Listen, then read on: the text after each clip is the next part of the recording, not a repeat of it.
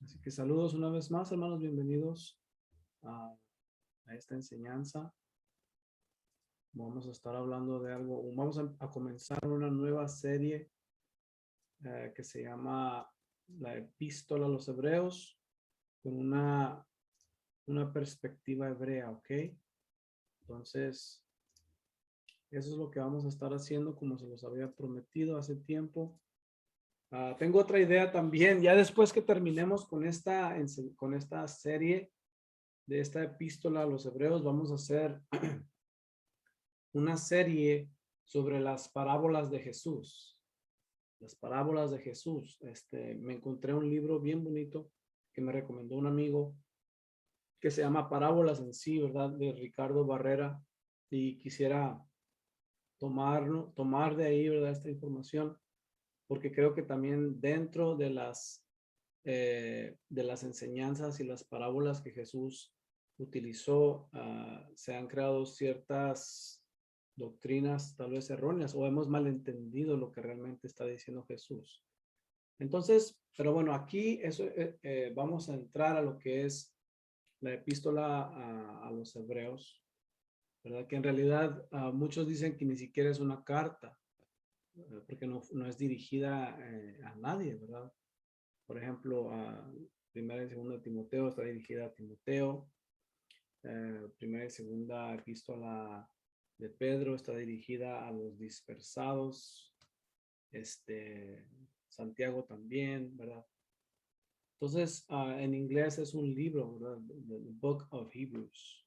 Entonces, no tiene nada de malo, vamos a ver. Lo importante es el contenido, ¿verdad? De esta carta. Que también el nombre de la epístola a los Hebreos es un nombre no original, sino que el escritor no puso un título, sino que más bien fue después. Eso es lo que se dice, lo que hemos estudiado, ¿verdad? Pero a rato nos damos cuenta. Lo importante, como digo, es la información que contiene el libro. Este es el índice que vamos a estar mirando a través de esta serie. Obviamente hoy nomás mi intención es hablar simplemente, dar una introducción sobre esta epístola, ¿ok? Puntos interesantes de la epístola o de esta carta o de este libro.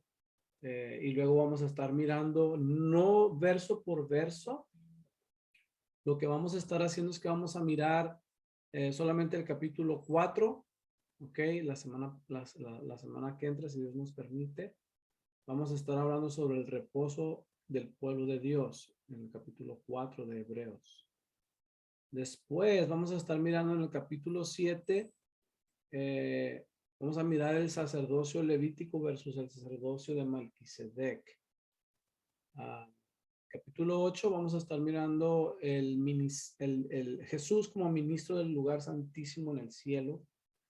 Y el capítulo 10 que habla sobre las sombras de los bienes venideros.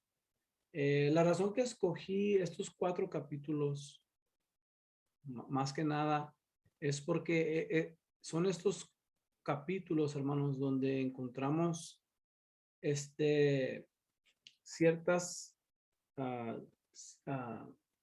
ciertas enseñanzas que contradicen la Torá, ¿verdad? La ley de Moisés, la ley de Dios, el Antiguo Testamento. Entonces, mucha gente utiliza desafortunadamente parte de estos versículos, así como las cartas de Pablo que hemos estado mirando, ¿verdad? Por mucho tiempo. También utilizan esta carta o este libro a los hebreos para decir o para establecer el hecho de que la ley de Moisés ya no es válida, ya no es para nosotros.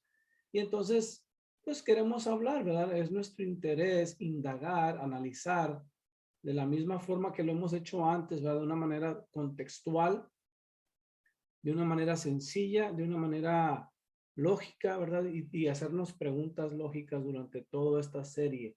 Entonces, eso es lo que vamos a estar mirando durante esta serie. Tal vez interpongamos otras cosas en medio de todo esto, pero esta es mi intención, ¿verdad? Cubrir estos capítulos solamente. Porque como vamos a mirar después en el capítulo 11, 12 y 13, pues no se habla mucho, aunque existe, ¿verdad? Obviamente mucha enseñanza que no tiene que ver con la ley o la abolición de la ley de Dios o la ley de Moisés en otros capítulos, ¿ok? Entonces, por eso nomás escogí esos, ¿ok? Entonces, como todo en la Biblia, hermanos, no está destinado a ser leído por sí solo. Debe tomarse en contexto con el resto de la escritura. Eso significa que todo encaja y es cohesivo. Entonces, la misma forma, miren, hemos invertido mucho tiempo ya en las cartas del apóstol Pablo y en dos series. La serie que comenzamos enseñando, ¿verdad?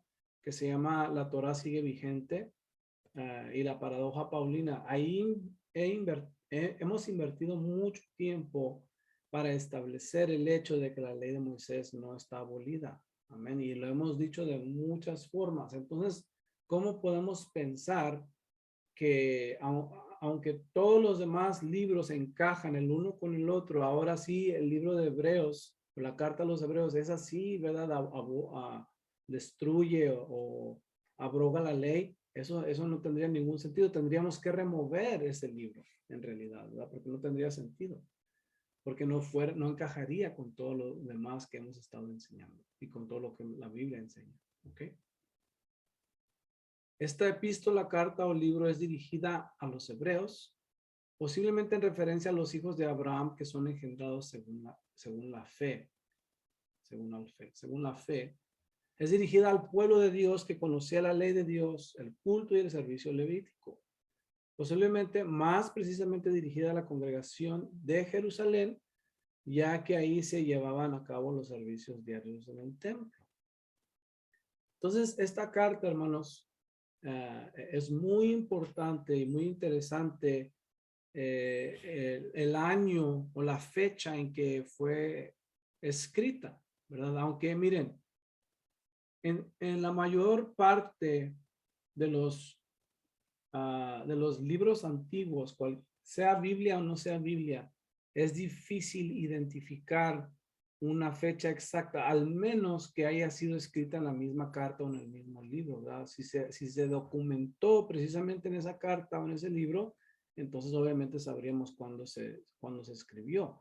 Pero en el caso, por ejemplo, de las cartas o de los libros del Nuevo Testamento y el Antiguo Testamento, no, los escritores no utilizaron fechas exactas como nosotros pondríamos hoy, mayo 11 del 2022. Entonces, de la misma manera, en la carta a los hebreos se dice, ¿verdad? Por los eruditos, estudiosos de muchos años, historiadores también, como Orígenes y Clemente y otros, ¿verdad? Historiadores que también fueron teólogos. Ellos también no saben dar una fecha exacta. Obviamente nadie va a poder dar una fecha exacta de cuándo se escribió, pero posiblemente se cree, ¿verdad?, que fue escrita entre el año 60 y el año 70 después de Cristo. ¿Y por qué es importante esto? Porque tenemos que entender lo que pasó en el año 70 después de Cristo. ¿Qué pasó? ¿Qué sucedió en ese año? La destrucción del templo, hermanos. Amén. Es por eso importante y posiblemente que esta carta haya sido escrita aproximadamente en el año 67, ¿verdad? Es donde muchos ponen esa fecha, en el 67, 3 años antes de la destrucción del templo que estaba ahí en Jerusalén. Amén, que fue destruido por los romanos. Otra cosa interesante es la paternidad literaria de esta carta, ¿verdad? Muchos dicen que fue Pablo, otros dicen que fue Lucas, que fue Apolo, Priscila, Aquila, otros dicen que fue Bernabé, otros dicen que fue María, la madre de Jesús. ¿Quién más dicen? Clemente, no sé quién más, ¿verdad? No me acuerdo quién más dicen por ahí.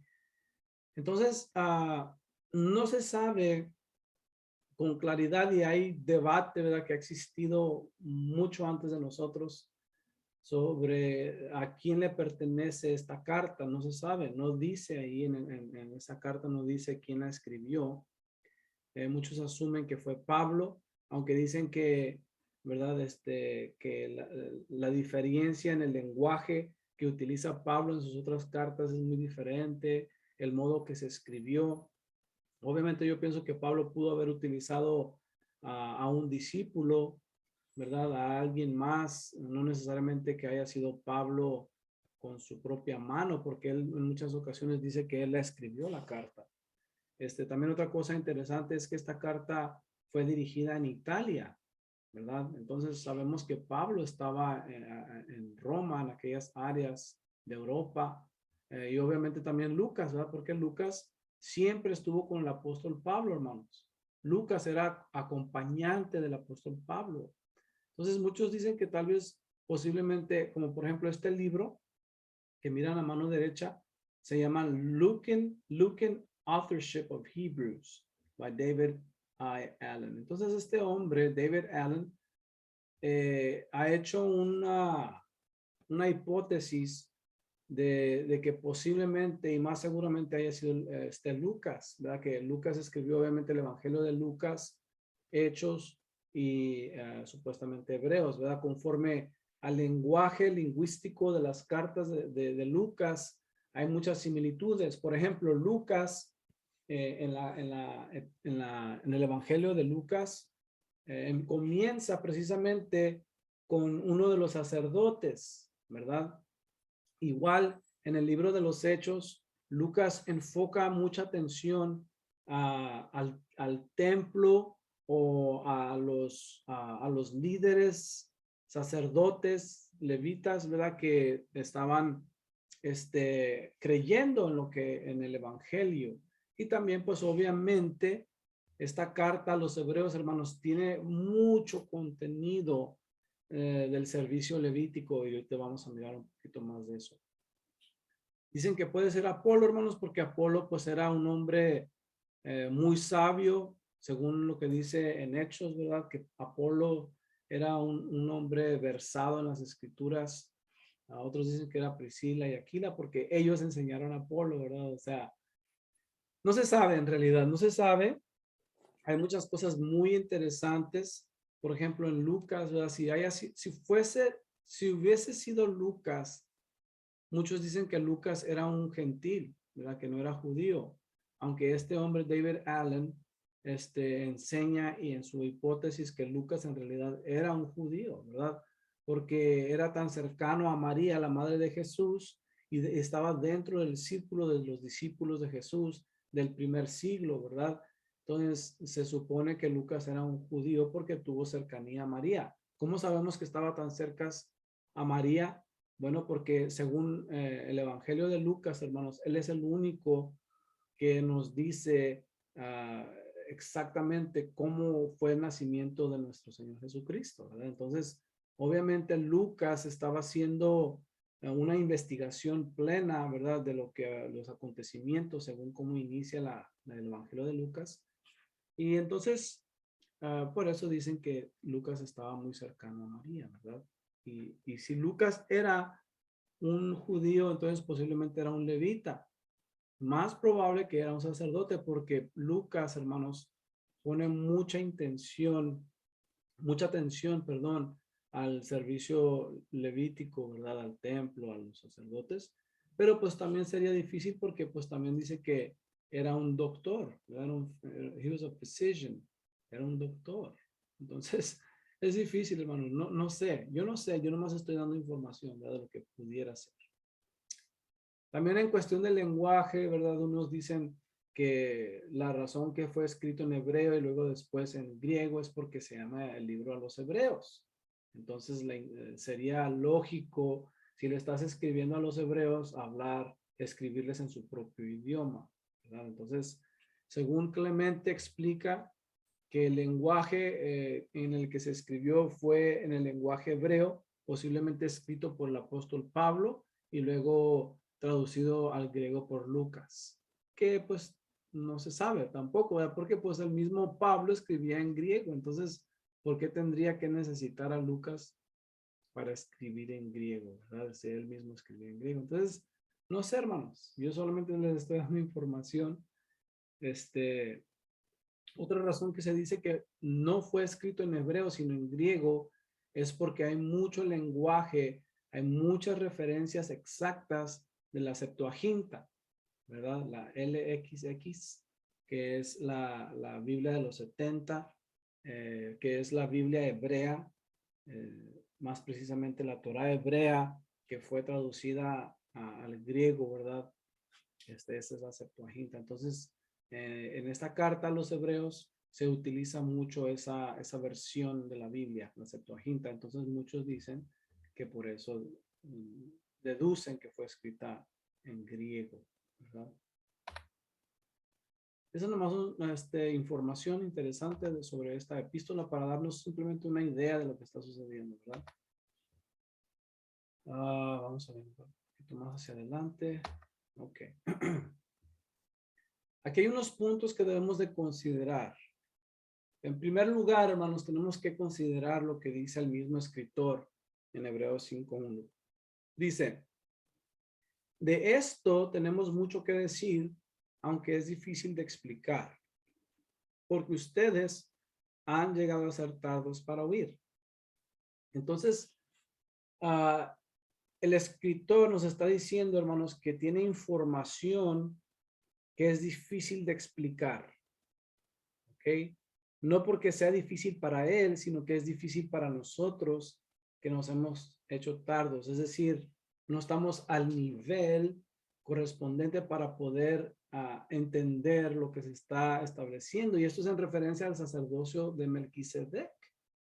Amén. ¿Sabían ustedes que este es la única referencia o es el único escritor que menciona a Jesús como sumo sacerdote según el orden de Melquisedec? Es el único. No se encuentra en ningún otro lado del Nuevo Testamento, solamente en Hebreos. ¿Ok? Entonces tenemos que considerar, hermanos, que Hebreos, la epístola, la carta o el libro a los Hebreos, no es fácil. No es fácil. Consideramos lo mismo que con las cartas del apóstol Pablo, que dice Pedro, que son difíciles de entender, que los indoctos tuercen, ¿verdad? Y todo eso. De la misma forma, Hebreos es difícil de explicar, y mucho más ahora para nosotros, ¿verdad? Con los problemas lingüísticos que tenemos que enfrentar, los miles de años que ha transcurrido, las diferentes versiones de esta carta, de este libro, las manipulaciones, todo eso, hermanos, debemos de considerar cuando leemos cualquier carta, ¿verdad? Pero en este caso, el libro de los Hebreos. Uno de los temas principales es el sacerdocio de Melquisedec, del Mesías, de Jesús, y la transferencia del liderazgo del sacerdocio levítico al de Melquisedec. Este es un punto muy importante que vamos a estar tratando más adelante, pero solamente debemos considerar estos puntos, ¿ok? Entonces nos introduce primeramente esta carta al Hijo, ¿verdad? Al Hijo por medio de quien el Dios está hablando en esos días, en esos tiempos, ¿verdad? Antes Dios utilizaba a los profetas hace mucho tiempo, pero ahora utiliza al Hijo, ¿verdad? Dice en Hebreos 1, del 1 al 4, Dios habiendo hablado en otro tiempo muchas veces y de muchas maneras a los padres por los profetas, en estos últimos días o en estos días, nos ha hablado por el Hijo, a quien constituyó heredero de todo y por medio de quien asimismo hizo el universo. Él, hablando de Jesús, es el resplandor de su gloria y la expresión exacta de su naturaleza, quien sustenta todas las cosas con la palabra de su poder, y cuando había hecho la purificación de nuestros pecados, se sentó a la diestra de la majestad en las alturas. De esa forma comienza, hermanos, el escritor. De una manera majestuosa, poderosa. No me acuerdo quién me había dicho, se me que fue Rico Cortés, dijo que él le había mandado, le había pedido ayuda a un amigo que era un judío que hablaba hebreo y todo eso, y le dijo que si le hacía el favor de leer Hebreos y que le dijera, ¿verdad?, qué significaba todo eso, de qué estaba hablando realmente esta carta, cuál era el propósito. Y cuando terminó de leer este libro, ¿verdad?, este hombre se quedó maravillado de cuánta exactitud y cuánta información exacta había sobre la ley y el servicio levítico, ¿verdad? Entonces, es interesante, hermanos, que esta carta tiene un nivel de conocimiento tan alto que no podemos simplemente leerla y decir, oye, hace todo, ¿verdad? Obviamente no, hay muchas cosas, hay misterios escondidos dentro de todo esto, ¿verdad? Cosas que para nuestra mente humana es difícil de comprender. En muchos lugares el autor no habla de todos los mandamientos o pasajes de las escrituras anteriores al Mesías, sino que se concentra en el sacerdocio levítico y sus reglamentos. Esto es importante porque mucha gente lee, por ejemplo, después vamos a estar mirando todo esto. Por ejemplo, leen Hebreos capítulo 4 que habla sobre el reposo y donde dice que Jesús es nuestro reposo. Entonces, la gente inmediatamente concluye que ya el reposo semanal ya no es necesario porque ya Jesús es nuestro reposo. Entonces, no hay necesidad de guardar el día de reposo. Esas son las conclusiones que mucha gente toma al leer esta carta, hermanos, pero es que no han, por eso les digo que es importante considerar el contexto de la Biblia entera, ¿verdad? No podemos solamente una vez más tomar versículos aquí y allá y hacer una doctrina de eso. Tenemos que ver la totalidad de lo que se está hablando, ¿verdad? Especialmente cuando hablamos de abrogar mandamientos importantes de Dios, los más importantes de Dios. Eso sería un error, ¿ok? Por lo menos. La mayoría de las traducciones fallan por completo en hacer una distinción entre cualquier mandamiento dado por el Creador y reglas específicas con respecto al sacrificio de animales por parte de los levitas. Entonces, estos dos van juntos, ¿verdad? Es simplemente importante y necesario, totalmente y completamente necesario que entendamos el sistema sacrificial para poder comprender esta carta. Este es el contenido disculpen, este es el contenido de cada uno de los capítulos. No vamos a mirar todo esto, simplemente es una idea de lo importante que es esta carta, ¿verdad? El lenguaje, las sombras que utiliza para hacer conexiones celestiales y divinas es bien, bien importante. Por ejemplo, en el capítulo 1 y en el capítulo 2 menciona cómo el Hijo, hablando de Jesús, es superior a los ángeles. ¿Amén? En el capítulo 3 dice que Jesús es superior a Moisés. Y esto no es nada nuevo, porque en los mismos evangelios Jesús nos dice que Jesús era mayor que Abraham. Jesús dice que era mayor que Salomón. Jesús dice que era mayor que Jonás. Jesús dice que era mayor que el templo. ¿Quién más?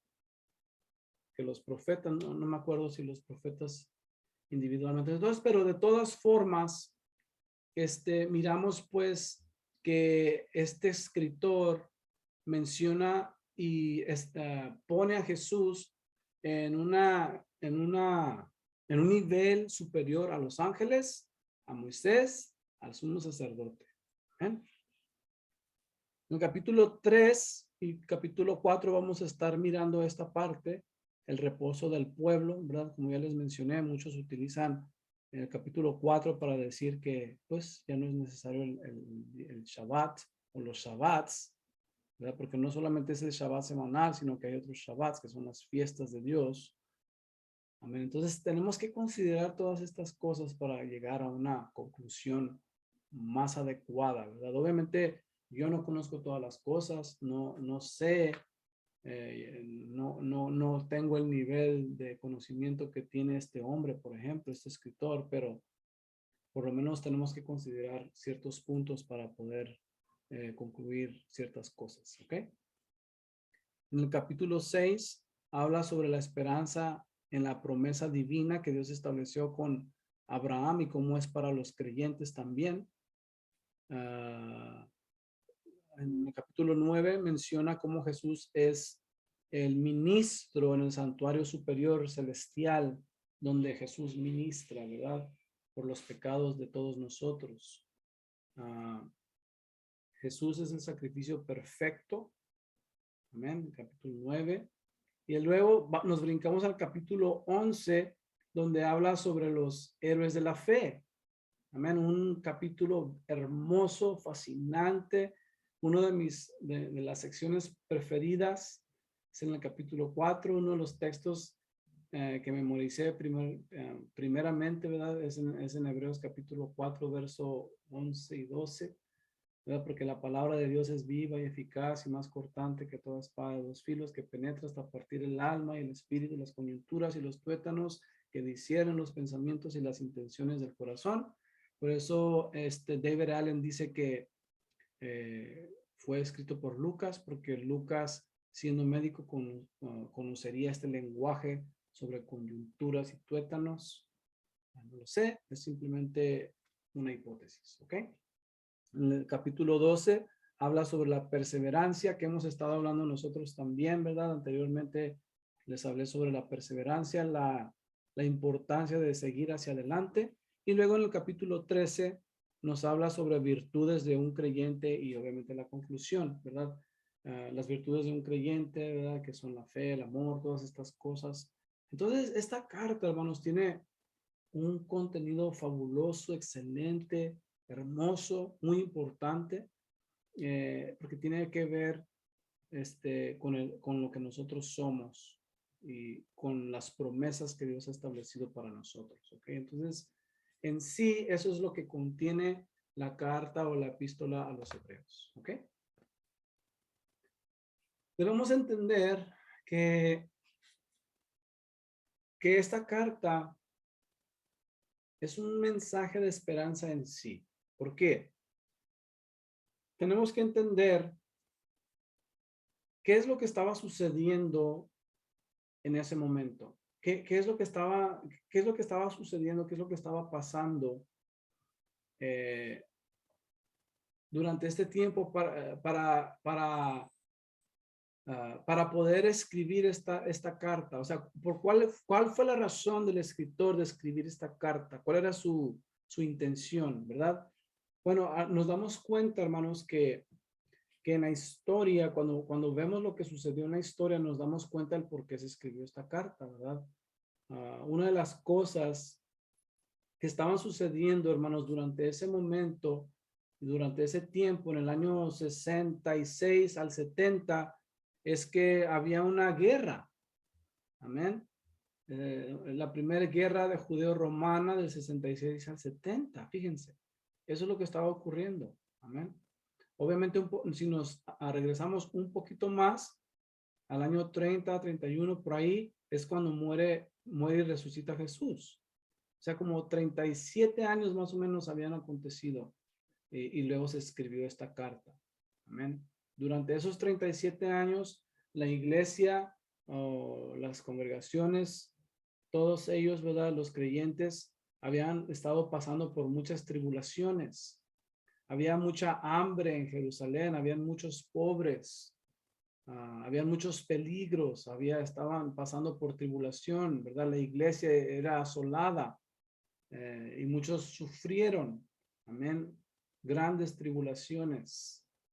Entonces, dentro de todo lo que estaba ocurriendo, hermanos, también habían ciertos grupos, por ejemplo, los celotes. Hace tiempo hablamos sobre los celotes. No elotes, sino los celotes, ¿verdad? Que era un grupo de personas que estaban tratando de ser libres, de liberarse de Roma, ¿verdad? Pero el otro día más bien ayer o antier estuve leyendo sobre la guerra, las guerras de los judíos que escribió Josefo, ¿verdad? Flavio Josefo. Y me estaba dando cuenta, hermanos, cómo entró Roma, ¿verdad? El imperio de Roma, cómo llegó a apoderarse de Jerusalén y de todo Israel en ese tiempo. Había un hombre que se llama Herodes, que leemos en la Biblia. Este Herodes el Grande se hizo muy amigo de Mark Anthony, de Marco Antonio. Era alguien que conocía a Cleopatra, conocía al César de ese entonces. Y este hombre, hermanos, según Josefo, era un héroe. Era un héroe nacional judío que que había ganado muchas victorias. Era un hombre, peleó y peleó muchas veces, hermanos. Según lo que escribe Josefo, aunque muchos lo tienen como un tirano, ¿verdad? A Herodes. Hubieron muchas guerras con muchos diferentes ejércitos, los persas en Egipto, todos querían apoderarse de Jerusalén, ¿verdad? Entonces, habían ciertos hombres, ciertas personas que fueron establecidos como reyes, como tetrarcas de Jerusalén, ¿verdad? Por ejemplo, fue Marco Antonio, Mark Anthony, quien estableció, según Josefo, a Herodes como el tetrarca en Jerusalén. Y ellos mismos escogieron, ¿verdad?, a quienes iban a poner ahí, a quienes estaban destinados para estar ahí. Entonces, todo esto es bien importante en la historia porque nos dice hacia dónde se dirigía, hacia dónde nos dirigimos, qué es lo que sucedió. Por ejemplo, el mismo Josefo creo que era un general, ¿verdad? Era un soldado judío que peleó en contra de Roma también, ¿verdad? Pero al último fue destruido todo su batallón y terminó siendo mejor un escritor, un historiador. Y ahora tenemos sus escritos, ¿verdad? Entonces son cosas bien interesantes sobre todo lo que estaba pasando, pero lo que sí sabemos con certeza es que había una guerra entre los judíos y Roma, los judíos que querían ser libres de la opresión romana, ¿verdad? Y en el año 70 fue destruido el templo por el general Tito, romano, aunque Josefo dice que no fue Tito. Muchos dicen que fue Tito, Josefo dice que no fue Tito, que Tito trató de salvar el templo, ¿verdad? Pero con mucha opresión y muchos otros que querían destruir a los judíos, que querían destruir el templo, se estaba llevando a cabo, ¿verdad?, un problema. Entonces, lo que sí sabemos también es que Jesús había profetizado sobre la destrucción del templo. Amén. Jesús dijo en Mateo 24, que habla del fin, dice, y él respondió y les dijo, ¿no ven todo esto? De cierto les digo que aquí no quedará piedra sobre piedra que no sea derribada. Qué curioso, ¿verdad? Porque supuestamente los mismos romanos que entraron a destruir el templo, hermanos, ahí en Jerusalén, dice que usaron como un tipo de molinos para destruir todas las piedras. O tal vez simplemente, como dijo Joseph Good, tal vez es simplemente una alegoría a que iba a ser destruido simplemente, porque pues también tenemos the Western Wall, ¿verdad? ¿Cómo se dice? El muro de los lamentos que existe ahí, que supuestamente es parte del templo. Entonces, lo que sí sabemos, hermanos, es que el mensaje que había escrito este hombre por medio de esta carta era de esperanza, porque habían rumores que se estaba preparando todo esto. Amén. Entonces, ¿cuál es la esperanza que recibieron estas personas? ¿Cuál es la esperanza que recibió la iglesia que estaba en Jerusalén y en aquellos alrededores de Judea y en Samaria y en todos esos alrededores de Mesopotamia? Bueno, pues el mensaje de esperanza, hermanos, era de que no tenían que sufrir tanto por causa de que el templo iba a ser destruido, ¿verdad? Sino que él les está diciendo, no se preocupen, aunque el templo en Jerusalén sea destruido, existe un templo superior en el cielo a quien nadie puede destruir y donde Jesús es el sumo sacerdote y no hay necesidad, ¿verdad? Porque si no hay templo, entonces no hay servicio levítico. Y si no hay servicio levítico, entonces no hay sacrificios, no hay holocaustos. Supuestamente no hay un Dios ahí en ese lugar.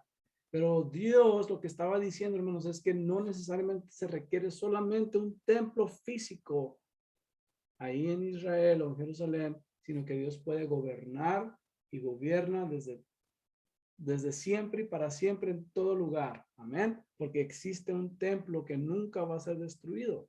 El templo de Dios, el celestial, el que es el verdadero.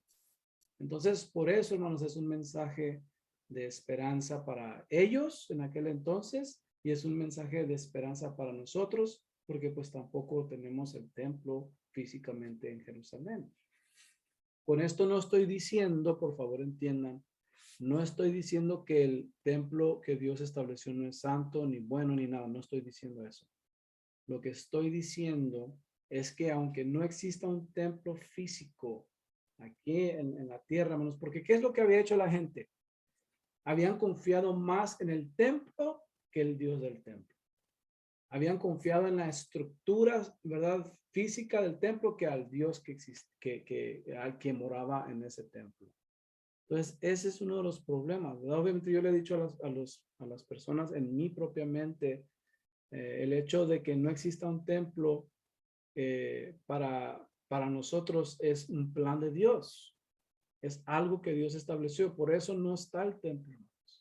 Una de las cosas que yo me pongo a pensar, si nosotros somos israelitas, ¿verdad? En este tiempo, y tendríamos que subir para presentar sacrificios, ofrendas y holocaustos en las fiestas de Pascua, en Pentecostés, tendríamos que subir para tabernáculos 3 veces al año.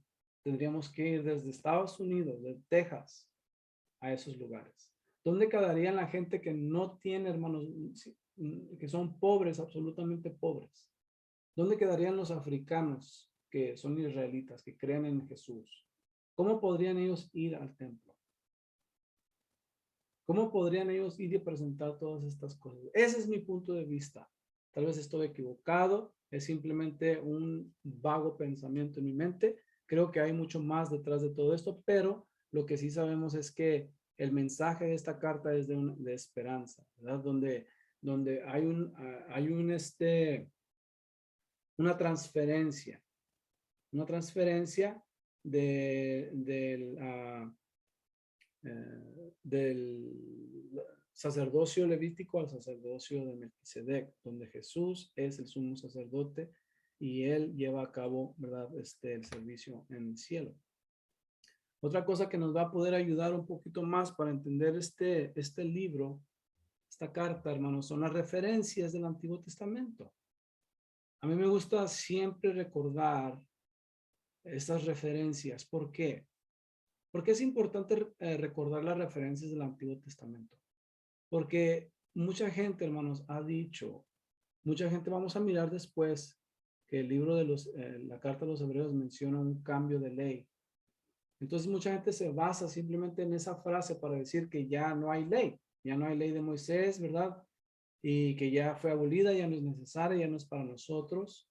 Pero cuando miramos las referencias que utilizan los mismos escritores del Nuevo Testamento, del Antiguo Testamento, nos damos cuenta que es imposible que la ley haya quedado abolida. Entonces, porque si fue abolida y si ya no es para nosotros, entonces, ¿por qué están utilizando esas referencias una y otra vez del Antiguo Testamento? Especialmente sobre la ley de Moisés. Ahorita les voy a... Miren, fíjense.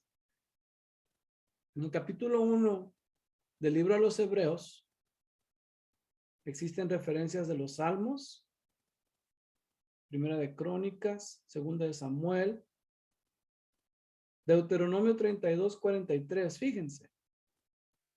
¿Cómo va a tener alguna autoridad esta referencia o esta escritura o esta explicación de este escritor si está utilizando Deuteronomio 32:43, que se encuentra la ley de Moisés que ya quedó abrogada o abolida? ¿Cuál ¿qué sentido tendría si este versículo ya quedó inexistente? ¿Se fijan? Miramos que muchos salmos utiliza este escritor, cita a Isaías, a través de los salmos en el capítulo 3, Salmo 95. En el capítulo 4 miramos a los salmos, Génesis 2:2, la Torá. ¿Qué acaso también Génesis ya quedó abolido si está dentro de la Torá? Fue escrito por Moisés y es la ley de Moisés. Sigue siendo la Torá. Génesis es parte de la Torá, los 5 libros de Moisés. ¿Qué acaso Génesis fue abolido también? Porque es lo que mucha gente piensa. ¿Cómo podríamos decir Génesis 1:1 que escribió Moisés? Él mismo lo estableció. ¿Qué acaso ya ese quedó abolido también? Miramos otros salmos en el capítulo 5, capítulo 6, miramos Génesis otra vez, Génesis 22. Capítulo 7, miramos Génesis, Salmos. Capítulo 8, miren, utiliza Éxodo. Jeremías 31. ¿Qué es Jeremías 31? El pacto, el nuevo pacto, ¿verdad? My God. Miren, en capítulo 9, Éxodo 24:8. Más adelante, capítulo 10, Salmos, Jeremías, Deuteronomio, capítulo 11, Génesis.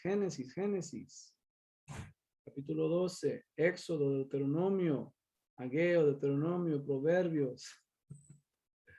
Capítulo 13, Deuteronomio, Josué, Salmos. ¿Se fijan?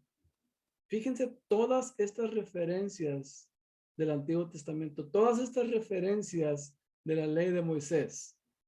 Pero queremos decir que la ley de Moisés ya no es para nosotros y los mismos escritores del Nuevo Testamento las utilizan para explicarnos qué es lo que significa.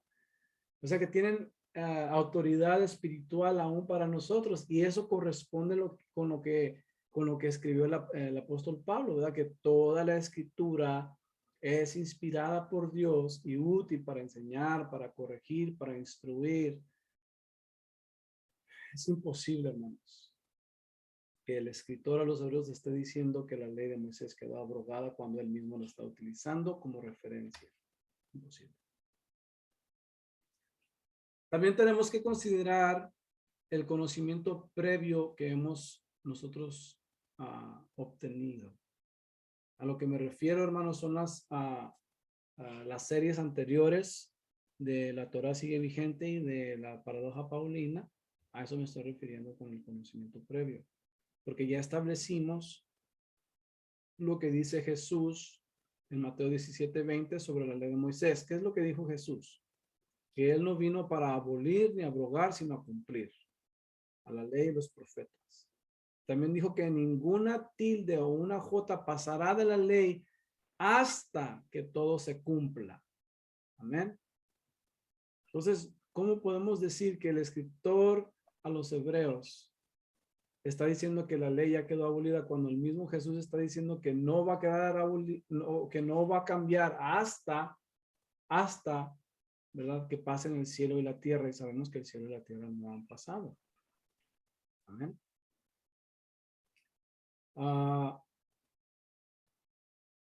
Fíjense por favor aquí. Esto ya lo hemos dicho anteriormente, pero creo que es importante señalar. El mismo escritor de los hebreos utiliza una referencia de Jeremías 31 al 34, que dice, porque este es el pacto que haré con la casa de Israel después de aquellos días, dice el Señor. Pondré mis leyes, esa palabra, hermanos, en Jeremías es Torá. Pondré mi Torá en la mente de ellos y en su corazón las inscribiré. Entonces ya hemos dicho muchas veces que parte del nuevo pacto es poner la Torá de Dios, la Torá de Moisés en nuestra mente e inscribirla en nuestro corazón. Amén. Jeremías lo escribió, Jeremías 31, 34. y el escritor a los hebreos lo menciona como algo actual, como algo que permanece, algo que es para nosotros, para los que están leyendo esto. ¿Okay? Aquí les da una última. Dice en Hebreos 4:2, porque también a nosotros, como a ellos, refiriéndose a los israelitas en el desierto, cuando salieron de Egipto, dice, nos han sido anunciadas las buenas nuevas, pero a ellos de nada les aprovechó oír la palabra porque no se identificaron por fe con los que la obedecieron. ¿Se fijan? ¿Qué son buenas nuevas? ¿Cuál es la palabra que conocemos como buenas nuevas? La palabra que se utiliza aquí, hermanos, en este texto en el griego es evangelizo, ¿ok? O evangelio. Porque también a nosotros, como a ellos, nos han sido anunciadas el evangelio. Se les fue anunciado el evangelio a ellos y a nosotros también. ¿Qué significa esto? Que es el mismo evangelio. Que son las mismas buenas nuevas del evangelio que recibieron ellos en el desierto, son las mismas buenas nuevas que predicó Isaías y son las buenas nuevas que predicó Jesús, son las buenas nuevas que predicó el apóstol Pablo, son las mismas buenas nuevas, el mismo evangelio que nosotros hemos recibido hoy en día en esta era. Otra cosa bien importante que ya mencioné antes, pero quiero hacer este énfasis, es el conocimiento de la ley para poder entender esta carta a los hebreos. ¿Ok? Aunque no conocemos exactamente quién escribió Hebreos, tendría que haber sido alguien sumamente versado en Levíticos. Probablemente un levita o un sacerdote que conocía bien el ministerio levítico. Fíjense, existen 17 menciones sobre el sumo sacerdote. ¿Ven? 17 veces se menciona el sumo sacerdote en esta carta. 9 referencias al tabernáculo de Moisés. El sacerdocio levítico aparece una sola vez.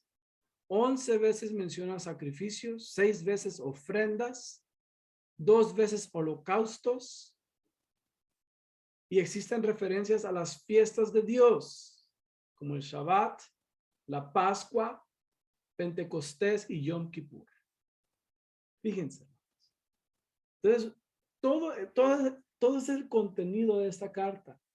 Es demasiado para no poner atención a lo que es la ley de Moisés, ¿verdad? Si no conocemos la ley de Moisés, específicamente el servicio en el templo, hermanos, entonces en realidad no tendríamos ningún derecho de leer esta carta, ¿verdad? Porque vamos a cambiarla, vamos a malentenderla.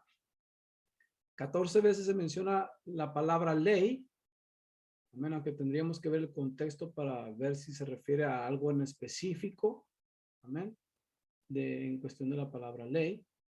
Y también se menciona 14 veces la palabra pacto. Todo esto, ¿de dónde proviene? De la ley de Moisés. Todo. Amén.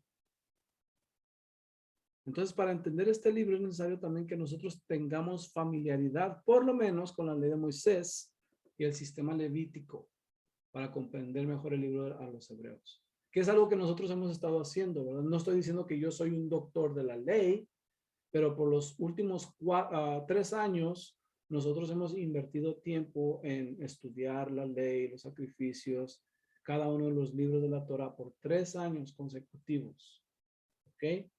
Y esto no es para decir que, oh, wow, ya conocemos todo. Simplemente estoy diciendo que por lo menos estamos familiarizados con lo que dice la Torah y así nos vamos a dar una mejor idea de lo que está escribiendo este escritor a los hebreos. ¿Okay? Entonces, la próxima semana vamos a estar mirando el capítulo 4, que habla sobre el reposo del pueblo de Dios. Vamos a ver si realmente el Shabbat quedó abolido. Eso es lo que vamos a estar mirando. Esa es la intención. Después vamos a mirar el sacerdocio levítico versus el sacerdocio de Melquisedec. Hay algo bien bonito ahí. En el capítulo 8 vamos a estar mirando cómo Jesús es el ministro en el lugar santísimo en el cielo, porque si estuviera en la tierra ni siquiera fuese sacerdote, porque no es del linaje de Leví, sino del linaje de Judá. Luego en el capítulo 10, muchos utilizan este verso de la sombra de los bienes venideros. Y vamos a estar hablando de eso. ¿Ok? Entonces, esta es una introducción básica de lo que vamos a estar mirando a continuación. Espero que haya sido de bendición para ustedes, hermanos. Mi deseo es que el Señor Dios Todopoderoso los bendiga.